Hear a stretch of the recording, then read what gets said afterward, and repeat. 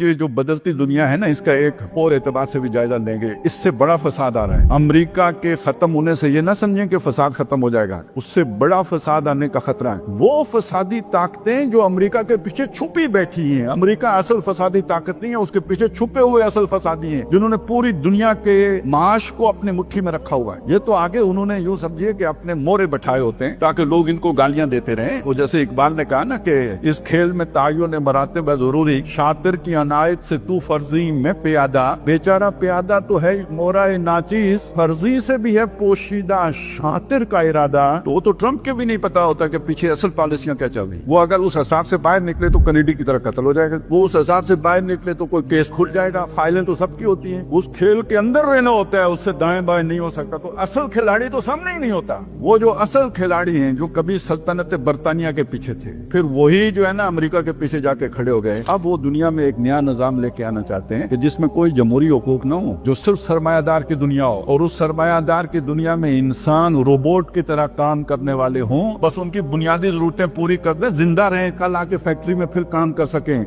Nothing more than that. ये है जो वो लेके आना चाहते हैं, इंतहाई जबर का निजाम। ये तो इंसानों को भेड़ बकरियां बना के रख देंगे। और दो टेक्नोलॉजीज इस्तेमाल करके ये बहुत आसान है। एक ये है कि आज जो दुनिया में आर्टिफिशियल इंटेलिजेंस तरक्की कर गई है, और दूसरा जो डीएनए पे काम हुआ है, डीएनए इंजीनियरिंग का काम शुरू हो गया। हाइब्रिड इंसान बना दें, जिसके जीन्स के अंदर जाके इंजीनियरिंग करके उसको अपनी मर्जी में डाल दें, और उसके अंदर फिर फीड वो कर दें आर्टिफिशियल इंटेलिजेंस वाला, वो पूरा सिस्टम लगा लें। जैसे जानवरों को सिधा लेते हैं, ये सिधाया हुआ इंसान होगा, ताकतवर होगा, पावरफुल होगा, एफिशिएंट होगा, कारगर होगा, लेकिन इसके अंदर बगावत का जरासीम नहीं होगा। नो कहने का इसके अंदर मादा खत्म कर दिया जाएगा। मुझे बताएं, अगर ये निजाम दुनिया में आ जाता है तो जो अल्लाह का मंसूबा है वो किधर जाएगा? इम्मा शाकिरम व इम्मा कफूरा। अल्लाह ने हमारे अंदर ये सारी आजादी क्यों रखी है? अपनी मर्जी से चाहो तो मेरे शुक्रगुजार बनो, चाहो नाफरमानी करो। तो ये तो अब दुनिया जिनके हाथों में जा रही है, वो तो इंसान को नाफरमानी जोगा छोड़ेंगे नहीं, लेकिन अल्लाह की नाफरमानी की बात नहीं हो रही। वो अपनी नाफरमानी जोगा नहीं छोड़ेंगे, वो कहेंगे सिर्फ इताअत करो, ओबे